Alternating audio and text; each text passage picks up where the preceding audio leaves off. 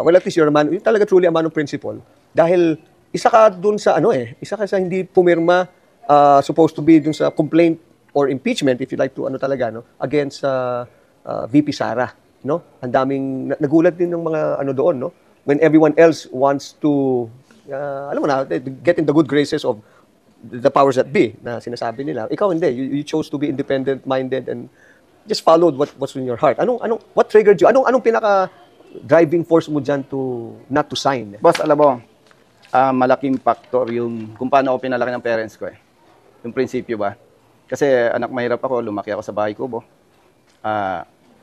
Pumasok ako sa military, sa PNP, naging congressman. Ako talaga, may prinsipyo ako talaga, boss eh.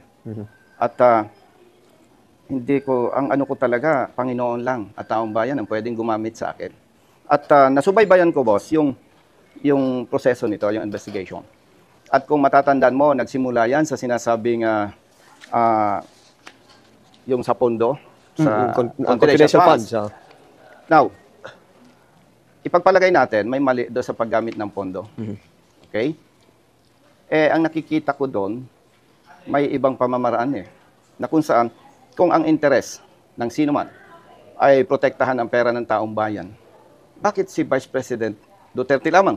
Meron dyan ang pondo, bilyon-bilyon eh.